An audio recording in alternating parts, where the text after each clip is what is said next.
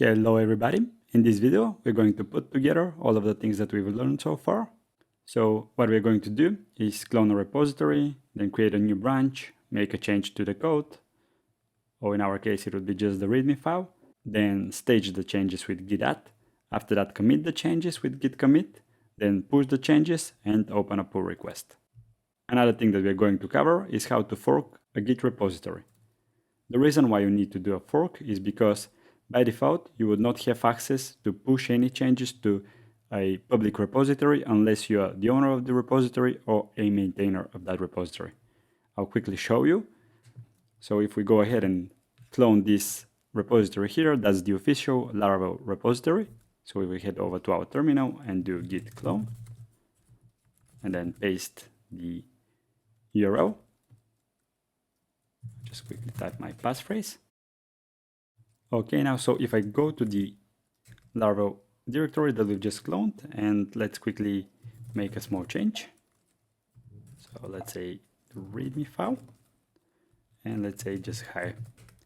If we do git status, we can see that this file was modified, and then if we do git commit -am, and then just do test commit. Now, so far it worked because we made the change only locally to our cloned repository. But now if I try to push the change, so let's do git push origin and then put the name of the branch. Then if I quickly type my password, I'm going to get a permission denied error because I'm not the owner of that repository. If you are planning to contribute to some open source projects that you don't have access to, what you need to do is first click on the fork button here. Let's practice that with the Laravel project. So what we're going to do is do some minor updates to the README file. So as this is under the DevDojo organization, what I could do is fork the repository. Click on the fork button, then I can choose my account. What this essentially does is to copy the repository from the original account over to my account. So as you can see here, it indicates that this repository was forked from the DevDojo/Laravel project over to my account.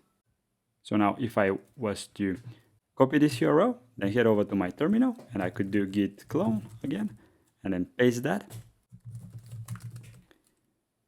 I can now make changes to this project. If we go back to the workflow chart, so now we've cloned the repository. Now let's go ahead and create a new branch. So let's say git checkout -b, and let's say readme updates, because we are just going to update the readme file. This created the new branch. Now let's go ahead and check the graph again. Let's make some changes.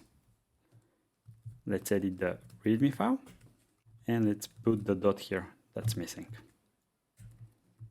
Okay, so now if we do git status, we can see that this was modified, and if we do git diff, we can see that this line was updated. Okay, I know this is just a really minor change, but I'm trying to show you the overall workflow and not really focus on any code changes. Okay, so if we go ahead and do a git add and stage the file, then if we do git commit, and let's just put add a missing full stop.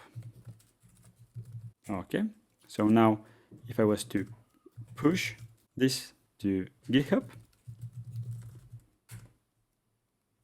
and type my password, this would be pushed under my fork. So as you can see, this was pushed to github.com/myusername and then the name of the project. So what we can do now is open a pull request and merge the changes from my fork to the actual repository.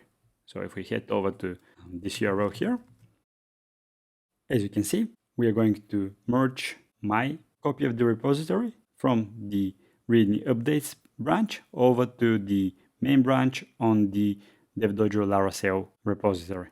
So even though I didn't have access to the DevDojo Laravel repository, I was able to first fork it and then make the changes to my repository, and now I'm able to submit a pull request from my forked repository to the actual project. Usually there is a pull request template, which you need to follow. You need to specify all of the things that are required here, but as this is just a demo, I'm going to skip it, as all that we did was to add a full stop. Okay, now I can hit the create a pull request button, and now this pull request would be opened under the DevDojo Laravel project.